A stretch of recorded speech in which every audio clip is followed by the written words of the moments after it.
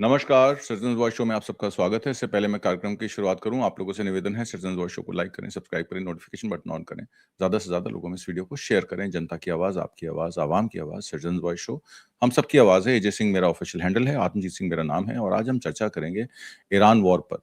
Iran पर हमला हुआ, ईरान के सुप्रीम कमांडर आयतुल्लाह खamenei की हत्या की गई।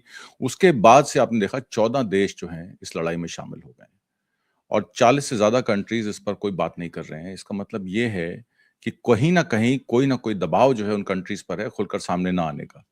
भारत की तरफ से आधिकारिक बयान अभी तक कोई नहीं आया है, कोई कंडमनेशन नहीं हुई है और ऐसे ही कई कंट्रीज में, गल्फ कंट्रीज हैं, मिडल ईस्टर्न कंट्रीज हैं, वो एक तरीके से मॉडरेटर के तौर पर हक अदा कर रहे हैं। कभी इजराइल की साइड ले लेते हैं, कभी अमेरिका की साइड ले लेते हैं और कभी ना कभी वो कह देते हैं भाई ईरान पर जो हमला हुआ वो ठीक नहीं हुआ।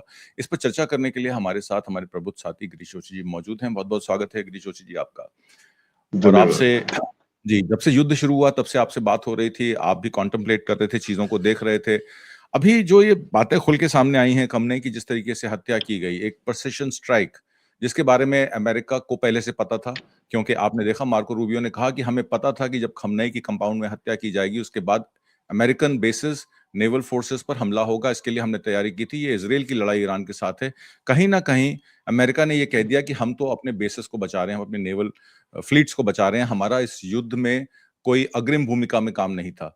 क्या जो मार्को रूबियो ये बात कह रहे हैं उस बात में कितनी सच्चाई है और पीछे के कारण क्या हैं जिसकी वजह से ये सारा मामला जो है अब एक तरीके से हाथ से निकलता जा रहा है? जी गिरीश जोशी जी। आत्मजीत जी, ये देखिए, अमेरिका और इजराइल पर्टिकुलरली इनका जो ये मोसाद वगैरह जो है, ये पूरे वर्ल्ड में एक तो इन्होंने 170 जो मिलिट्री बेस बना के रखे हैं वो अपना सिर्फ सिक्योरिटी गारंटीज के लिए नहीं है, वहां पे काफी कुछ इनका सैबोटेजिंग भी चलता रहता है। इनका CIA, FBI, इनके बंदे कहीं ना कहीं एक्टिव होते हैं। रेजिम चेंज में हमने फेमस केस देखा था डोनाल्ड लू का, जिसने कई कंट्रीज में जाके वो सेक्रेटरी ऑफ स्टेट था, तो वो लास्ट केस हमने बांग्लादेश का देख लिया। तो वो पहले पूरा एक नैरेटिव सेट करते हैं, फिर लोकल लेवल पे ब्लैकमेल हो सकता है तो ठीक है, लेकिन 2011 में इन्होंने बहुत एक बड़ा प्रोग्राम शुरू कर दिया, that was Pegasus. NSO company में 2011 में इन्होंने 40 कंट्रीज को ये पेगासस दिया था और सबने अपने अपने मतलब से, इन्होंने देखिए बहुत स्मार्टली बोला था कि we only give this to the countries, not to the private operators. अब उसमें आपको थोड़ा सा समझ में आ जाएगा कि इसमें जो कंट्रीज मेजर जो अभी चुप बैठे हैं, जो कुछ बोल नहीं रहे या चुपचाप उनका सपोर्ट कर रहे हैं, उसमें India, Saudi Arabia, UAE, Poland, Morocco, Azerbaijan, Bahrain, Kazakhstan और रुवांडा। ये इनके एमनेस्टी इंटरनेशनल ने रीजंस भी दिए हैं कि उन्होंने पेगासस क्या लिया था और उन्होंने कहाँ का उसको इस्तेमाल करा है। उसके बाद Spain, Belgium, Netherland, Jordan, Egypt, Djibouti, Togo और युगांडा, थाईलैंड, बांग्लादेश और इंडोनेशिया। आप ये पूरी कंट्रीज की एक सीरीज देख लो कि दे आर नॉट रिटेलिएटिंग या अपना कोई ओपिनियन भी नहीं दे रहे हैं। दो जगह ऐसी थी जहां पे इनका नहीं चल पाया, that was Ukraine and Estonia. जैसे यूक्रेन और एस्टोनिया में इन्होंने पेगासस देने का शुरू किया, रशिया ने इनको वार्निंग दे दी कि भाई मैं आधे ही घंटे के अंदर आपकी सारी सैटेलाइटें गिरा दूंगा, don't do that mischief in my periphery. और ये वहां से पेगासस नहीं लगा कभी, दैट इज ऑन रिकॉर्ड। अभी इसमें इंटरेस्टिंग देखिए कि ये एमनेस्टी इंटरनेशनल को अगर पता चला है तो इनको ये लीक किसने करा कि भाई पेगासस किन लोगों ने क्यों लिया, कहां का इस्तेमाल किया। इंडिया में देश ने दिया है कि to spy over opposition leaders, journalist and activist, और उन्होंने सिर्फ स्पाइंग नहीं करा है, अपन ने देखा है कि साइंटिस्टों के लैपटॉप्स में और ईमेल्स के अंदर कुछ प्लांट भी करा जाता है। Nambi Narayan was the very famous case in that. तो जो बंदा क्रायोजेनिक इंजन बनाने की कैपेसिटी में था, तो कैसे ये अमेरिका सबके डेवलपमेंट को भी सैबोटेज करता है, ये लोगों को समझने की जरूरत है। We keep on talking wars, वो सरफेस पे है, अंडर द सरफेस काफी कुछ ये सैबोटेजिंग चलता रहता है। अफ्रीका में उन्होंने क्या हालत बना के रखी थी, सारे यूरोपियन यूनियंस और American we know. Saudi Arabia में फेमस केस था was the killing of Jamal Khashoggi, उसको भी जो ढूंढा गया था उसमें पेगासस का बहुत बड़ा हाथ था। UAE के अंदर ये डराया गया था शेखों को कि भाई वहां पे एक अनरेस्ट खड़ा होगा जिसमें कुछ एक्टिविस्ट जो हैं, और सऊदी अरेबिया तुम्हारे खिलाफ सैबोटेजिंग कर रहा है। ये आप देखिए, इनको देशों को लड़ाने का भी एक षड्यंत्र था। तो सऊदी बैक्ड वो जो यमनी गवर्नमेंट में वो क्या एक्टिविटीज कर रहे हैं, उसके लिए इन्होंने UAE के शेख को भी ये पेगासस दिया कि तुम वॉच करो कि भाई यमन में क्या कौन डिस्टर्बेंस कर रहा है। पोलैंड के अंदर भी ऑपोजिशन लीडर्स और मिसयूज ऑफ पावर पहले की मिनिस्ट्री ने क्या करी है उसको ढूंढ ढूंढ के ये इसका इस्तेमाल किया गया। अजरबैजान, बहरीन के अंदर भी लोकल एक्टिविस्ट जो थे वो भी उसी चक्कर में था कि भाई उनके खिलाफ कौन, क्योंकि the most unsecured are the rulers, जो रॉयल फैमिली रूलर्स हैं दे आर मोस्ट अनसिक्योर्ड, क्योंकि वो कोई पब्लिक ओपिनियन से काम नहीं करते। तो क्या कोई षड्यंत्र हो रहा है, कहीं पे कोई चढ़ा रहा है, कोई एक्टिविटी कर रहे हैं। और रेजिम चेंज का सबसे बड़ा वीक पॉइंट यही होता है कि आप वहां से कमजोर कड़ियां ढूंढ के उनको इंस्टिगेट करो। We have seen it in case of Saddam Hussein, we have seen it in case of colonel Gaddafi. ये उधर कमजोर मुद्दों को उठा के उनको इंस्टिगेट करते हैं, जैसे बांग्लादेश में और नेपाल में जेनजी को इन्होंने इंस्टिगेट करा। तो ये काफी टाइम से चल रहा था, लेकिन या तो गवर्नमेंट ने उनको छुपाया, क्योंकि वो जो गवर्नमेंट वहां पे थी या तो ऑलरेडी वो tilting towards Israel and America थी। अभी इसके अंदर आप देखिए तो 2011 में लगने के बाद जब बाइडन को पता चला कि भाई ये कंट्रीज अपने इधर डिस्टर्बेंस करेंगे, तो 2021 में बाइडन गवर्नमेंट ने इसको बैन किया हुआ है, इस एडमिनिस्ट्रेशन को बैन किया। ये कब शुरू हो गया वापस इसकी full fledge activity? When Trump comes back. तो आप देखिए ये पूरा एक डॉट्स अगर आप मैच करोगे तो आपको पता चलेगा कि ये कैसे कैसे मिसचिफ्स करते रहते हैं। अभी उसके बाद आप ये तो फिर जैसे ही पेगासिस का मामला खुल जाता है तो आप एप्स्टीन की फाइल खोल के आ रहे हो। एप्स्टीन की फाइल नई नहीं थी, लेकिन suddenly somebody applies to the court, फिर उसमें एग्जीक्यूटिव ऑर्डर भी ट्रम्प खुद पास करता है कि भाई सारे पेपर्स जो रिलीज करो, कितने दबाने हैं वो कौन कौन ने जाके नेतन्याहू से और ट्रम्प से अपनी अपनी फाइलें दबाई, that is all A suspense. और काफी ओपन में आपको समझ में आ रहा है, लेकिन you can not establish that.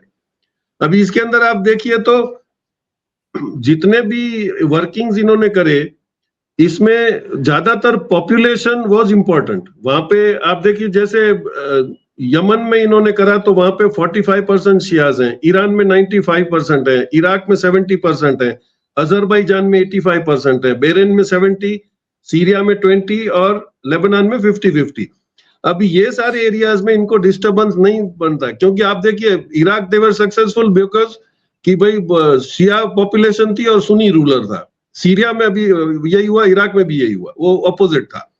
तो ये उसका जो लूपहोल उठाया था, ये मिसफायर हुआ आपका यहाँ पर आके ईरान में। और Iran is a country for many many years वो अपने सिस्टम से चलता रहता है। और आप देखिए तो इनकी गलती कहां पर हो गई थी कि रशिया और ईरान के बीच में एक CSPT एक एग्रीमेंट था, कॉम्प्रिहेंसिव स्ट्रेटेजिक पार्टनरशिप ट्रीटी, जिसमें रियल टाइम सैटेलाइट का वर्किंग इनको देना है और जो भी इनकमिंग थ्रेट्स हैं उनको एडवांस में अलर्ट करना है ईरान को। और उसका सबसे बड़ा देखेगा अभी वो ईरान भी चाइना भी ज्वाइन होने के बाद जैसे ही F-32 ईरान के इजराइल के एयरपोर्ट्स पे लैंड करते हैं, with in half an hour the real time footage with the registration number of the American F-52 वहां पे आ जाते हैं इन द पब्लिक डोमेन, जो ईरान को पता चल गया है। तो अब ये जो वॉर है, वो जो हेजीमनी थी कि भाई गूगल है, इंटरनेट है, ये सारा जो आपका कंट्रोल था, that is no more now a monopoly with American. अभी इसमें आप मिसचिफ देखिए तो लेटेस्ट जो आपको पता चला, जो आपने बताया कि भाई मादुरो का ये किडनैप करते हैं, गवर्नमेंट ले लेते हैं, उसमें धीरे से एक समझ में आया कि एंथ्रोपिक ने एक जो क्लाउड सॉफ्टवेयर निकाला था वो आपके आइरिस के पूरे डेटा कैप्चर करता है। आइरिस बहुत वनरेबल है, क्योंकि अभी आप सारे देखिए international airports and airports DG यात्रा की system say that is on iris, आप अपना लोड करो, that means your iris is matching and that is on the record with somebody else. तो अब उसके प्लेयर्स कौन है? सब अमेरिकन हैं। एंथ्रोपिक ने ये क्लाउड जो जनवरी 26 में लोड करा और मादुरो का जब किडनैपिंग हुआ तो उसमें पता है कि 23 लोगों को मार डाला गया। तो एंथ्रोपिक के साथ एक पैलेंटियर टेक्नोलॉजी जो अमेरिकन आर्मी के पास है, वो जब मिलके ये लोग यूज करते हैं तो you can kill anybody bye identifying him by the eyes, और पर्टिकुलर आदमी को ही जाके आप ड्रोन से गोली मार सकते हो। इसका मतलब ये कि पूरा वर्ल्ड वनरेबल है। आपने एक बार उसका बायोडाटा फीड कर दिया तो वो कहीं से भी आपको ढूंढ के जब भी होगा, तो उसका इनका जो सीईओ है डारियो, इसने बिल्कुल इसीलिए मना करा है कि भाई मैं आपको आर्म्स के साथ या रोबोटिक उसमें यूज करने के लिए नहीं दूंगा, क्योंकि ये it is not in the favour of human Mankind. तो उसको धमका दिया जाता है। लार्ज लैंग्वेज मॉडल भी सबसे अच्छा अगर इसका है तो क्लैड का है। तो मास डोमेस्टिक सर्वेलेंस का जो इसमें था, ये इनका झगड़ा हो गया कि भाई मैं इसको नहीं दूंगा, तो अभी इनको धमकाया जा रहा है कि अगर तुम उसका हमको नहीं दोगे पासकोड तो हम आपको डीलिस्टिंग कर देंगे, आपसे कोई सॉफ्टवेयर लेगा नहीं। अभी इसमें ओपन आई कूद पड़ा है। Open AI, you know who is the financer of Open AI? वो बिल गेट्स के होने की वजह से इसको निकाल के उसको इंट्रोड्यूस करना, और ओपन एआई ने उनके साथ ये एग्रीमेंट कर दिया कि उसके पास जो डेटा है वो देगा। अभी आप देखिए हाउ डेंजरस इज दिस गैंडिंग, कि आपका जितने भी डेटा सेंटर्स हैं वो बाकायदा एक बहुत ही बड़ा वॉर रूम बनने जा रहे हैं। अभी आपका land to land boots on the ground वाली वॉर तो कन्वेंशनल खत्म हो गई, क्योंकि अभी आपको आर्मी से आर्मी को लड़ाना है नहीं। फिर आप स्पेस से वॉर करने की कोशिश कर रहे थे, उसमें भी सैटेलाइट्स जितनी आपकी हैं उतनी चाइना की भी आ गई हैं, उतनी रशिया की भी आ गई हैं। There are many many countries. फिर एंटी सैटेलाइट वेपन्स भी जो है उसमें इंडिया, यूएस, रशिया और चाइना, ये 4 लोगों के पास भी वो आ गए। तो वनरेबिलिटी आपकी स्पेस में हो गई। तो आपने ग्राउंड पर ये सॉफ्टवेयर जैसे आपके एंथ्रोपिक का है या पेलेंटियर का है या इसका ये ओपन आई, ये यूज करके ये लोग अभी पूरों को ये दिखाना चाहते हैं कि जिस दिन हम चाहेंगे वो कर पाएंगे। हम किसी भी आदमी को दुनिया में कहीं से भी ढूंढ के, और जब ये लगा कि शायद खुमैनी साहब को और उसकी टीम को एलिमिनेट करने में इन्होंने इसको यूज किया, क्योंकि इतना सीक्रेट था कि they never knew what is the movement of Khomeini, तो इनको कैसे उस जगह पे ढूंढ के इन्होंने एलिमिनेट कराया। तो ये इसके बाद ये बड़ा इश्यू हो गया कि भाई really whether any country should be allowed to use Anthropic, या अगर वो परमिशन देता है तो उसका डेटा लीक नहीं होगा, उसकी गारंटी कौन देगा। और हम लोग सबसे ज्यादा वनरेबल हैं, क्योंकि हमने आगे भी डिस्कस करा है कि सारी की सारी 5 कंपनियां जो जिसके सीईओज किसी वक्त में इजराइल के आर्मी के इंटेलिजेंस चीफ होते थे, वो कंपनियां इधर आके रन कर रही हैं। आप सबसे बड़े डेटा सेंटर बना रहे हो। और अभी आप देखिए तो जैसे ईरान ने डेटा सेंटर्स उड़ाए हैं अमेजोन के वगैरह का, उन्होंने बोला कि यही सबसे बड़े अभी वॉर रूम के इंस्ट्रूमेंट्स हैं, हम लोग उसको भी डिमोलिश करेंगे। That means now thing is cat is out of the bag. लोग समझ गए हैं कि अभी ये एआई का इतना गलत फायदा उठाया जा सकता है कि उसके जितने एडवांटेज है उससे ज्यादा उसके डिसएडवांटेजेस है। तो अभी ये सिचुएशन जहां पे आ गई है कि सिस्टमेटिक आपको समझना पड़ेगा कि भाई अमेरिका और इजराइल, ये इनका एक सबसे बड़ा मोटिव ये है कि आप लोग डरते रहो, हमसे हथियार खरीदते रहो, और आप नहीं लड़ोगे तो हम आपको एआई का फायदा उठा के या पब्लिक ओपिनियन चेंज करके आपका हम स्टेट को सेटल तो होने नहीं देंगे। अब इसके सामने उल्टा जो होने चला गया कि आपने देखा कि चाइना को सबसे बड़ा एक मौका मिल गया कि उसने अपने रियल टाइम में अपने जो एक्सपेरिमेंट या बनाए हुए जो लेटेस्ट जो सिस्टम्स हैं उसको वो कैसे इस्तेमाल करके वो real on the ground prove कर सकता है। तो उसका सबसे बड़ा एक एग्जांपल इंडिया और चाइना वॉर का था। उसने दिखा दिया कि भाई हम कैसे आपको कंट्रोल कर पाएंगे। और ईरान के पास जो मिसाइल डेवलपमेंट हो रही थी, आपको पता हो तो अभी भी जो इनकी शायद मिसाइल जो ड्रोन्स जो हैं वो 50% रशिया की फैक्ट्री में बन रहे हैं, जिसमें यूक्रेन में भी वो यूज हो रहे हैं। तो बहुत ही स्मार्टली रशिया ने इनकी टेक्नोलॉजी वहां पे लेके डेवलपमेंट करके उन्होंने अपना कोऑर्डिनेशन कर लिया। फिर इनका जो एग्रीमेंट था उसमें Russia is helping them on the real time footages. तो आप देखिएगा अभी दिक्कत क्या थी कि आयरन डोम या आप एंटी बैलिस्टिक मिसाइल या आप एरो या डेविड स्लिंग इसको पकड़ लो तो इसकी मारक क्षमता जो है या तो लिमिटेड एरियाज में या maximum they can fire the anti incoming missiles is of the speed of 7.5 Mach. अब आपकी शायद 3 जो है इमाड है, हदीद है, और अभी इन्होंने फज्र एक जो 25 में जो डेवलप करी है missile, that gains the speed around 9 Mach to 13 to 15 Mach. अब इसका काउंटर नहीं है इनके पास, ये जानते हैं, और रातों रात ये सब काउंटर बन नहीं पाते हैं। तो आप देखिए कि धीरे से इनका रवैया बदलने लगेगा। और गल्फ कंट्रीज का जो एग्रीमेंट था और वो पेगासस से डर रहे थे कि जो S-3 से डरते, उनका कुछ भी ऐसा था कि दे वर नॉट रिस्पॉन्डिंग। तो उन्होंने अर्ली वार्निंग दी थी कि हमको पब्लिक पे अटैक नहीं करना है, लेकिन जहां पर भी आर्मी यूएस के बेसिस हैं और जहां वहां पे वो रडार फैसिलिटीज हैं उसको हम डैमेज कर देंगे, तो कर दिया। उसके बाद आप देखिए कि ये नहीं होने के बाद भी किसी भी वजह से इन लोगों ने हेल्प करा कि वहां से आर्मी बेस से आदमियों को निकाल के होटल में स्टे करवा दिया, तो दे हिट द होटल ऑल्सो। जबल अली के अंदर इनको एक एक्सक्लूसिव जोन दिया गया है, नहीं तो अगर फ्री जोन है तो then everybody should be allowed to work in common, ऐसा नहीं है। तो उनका जो एक्सक्लूसिव जोन था वहां से Jebel Ali being a free port, आपको कोई डॉक्यूमेंट्स गवर्नमेंट को देने नहीं, क्या आता है, क्या जा रहा है, कहाँ जा रहा है, एवरीबडी नोबडी नोस। तो वहां से जो ये इजी मूवमेंट्स हो रही थी आर्म्स की और दूसरी इन्फो, तो they have now hit Jebel Ali also. अब ये वॉर बिटवीन गल्फ और ये है, तो ये बहुत एक अच्छा स्ट्रेटेजी है कि आपको अगर पहले खत्म करना है तो आपको उनका सप्लाई लाइन तोड़ना पड़ता है। ये एक वॉर की पहली स्ट्रेटेजी है।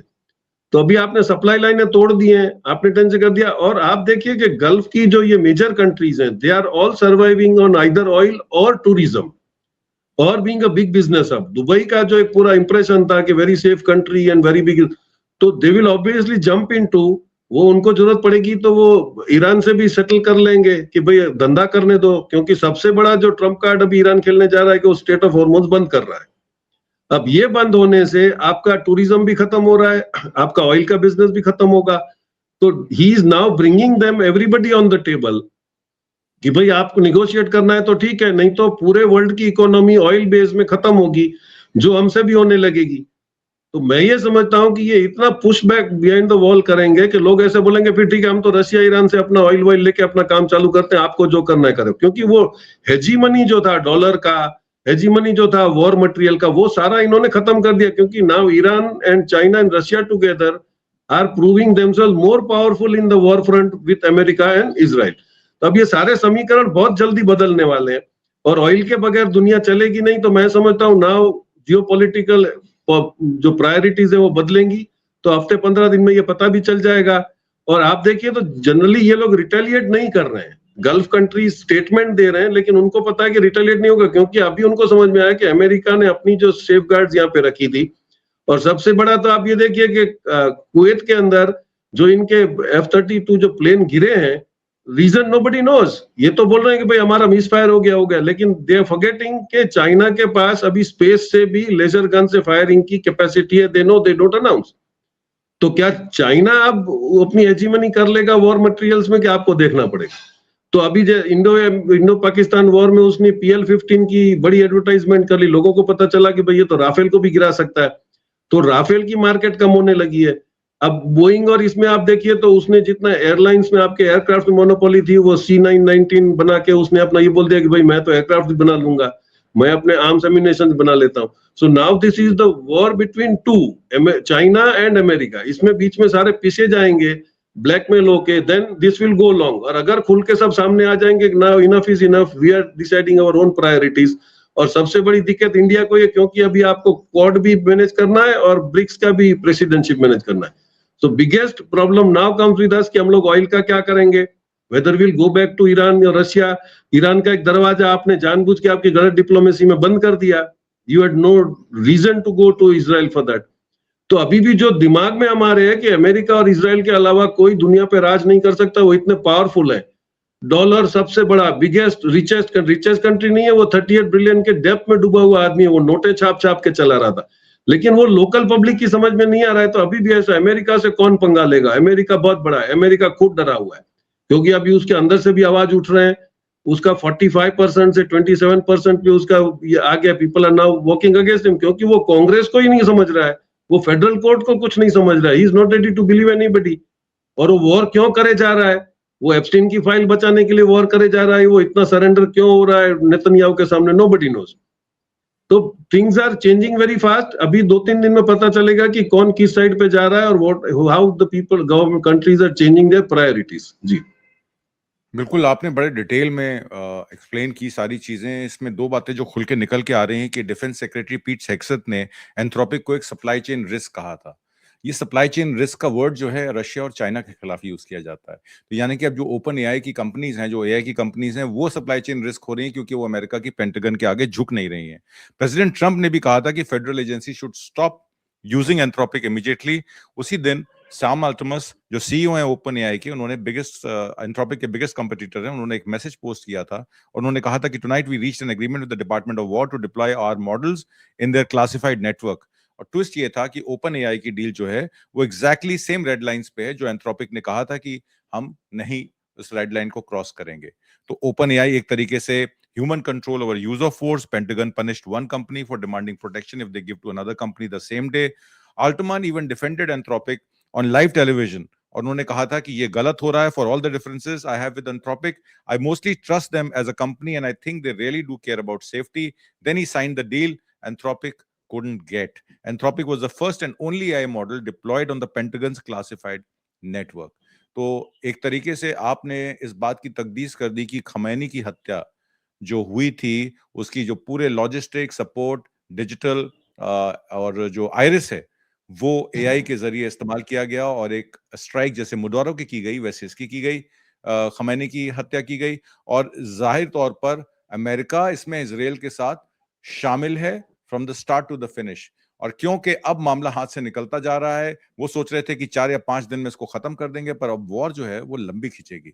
और इस वजह से शायद अब पीट हेग्सेथ और मार्को रूबियो को लगा दिया गया है डैमेज कंट्रोल में। तमाम तरीके के उनके प्रेस रिलीजेस आ रहे हैं। शायद अब अमेरिका को अपनी गलती का एहसास हो गया है, पर बहुत देर हो चुकी है। भारत को इससे एक सीख लेनी चाहिए कि आप पेगासस लगा के अपने प्रतिद्वंदियों को तो अटैक कर सकते हैं, उनको जेल में डाल सकते हैं, पर यही पेगासस जब आपके खिलाफ काम करेगा तो क्या होगा? और आप इस बात की तकदीस आज से नहीं कर रहे। हम लोग 2 ढाई साल से इस पर बात कर रहे हैं। हम जब भी रशिया, ईरान, चाइना नेक्सस की बात करते थे, तो लोग कहते थे, "अरे, आप तो बस हाइपरबोल कर रहे हैं, चाइना को ट्रस्ट नहीं किया जा सकता, अमेरिका बहुत बड़ी पावर है, जो अमेरिका चाहेगा होगा।" मैं दर्शकों को बता दूं, जो कतर, बहरीन और जो बेसेस हैं ओमान में अमेरिका के, उनको फंड अमेरिका नहीं करता है। वो कंट्रीज करते हैं जहां पे उनके बेसेस हैं। उन्हीं से पैसा लिया जाता है, उन्हीं के लोगों के टैक्स के पैसे से उनके बेसेस चलते हैं। तो अमेरिका तो अपनी हेजमनी जो बना के चलता है, मुझे लगता है कि वो हमारी जेब से ही पैसा काटता है। और ऐसा ही कुछ अब इंडिया में भी होने जा रहा है। मोदी सरकार को इसका संज्ञान लेकर अपनी कोर्स करेक्शन करनी चाहिए। शायद यही उनके लिए ठीक रहेगा। आज की परिचर्चा में भाग लेने के लिए और बहुत सारी महत्वपूर्ण जानकारियां देने के लिए गिरीश जोशी जी, बहुत बहुत धन्यवाद। Thank you so much. Thank you very much.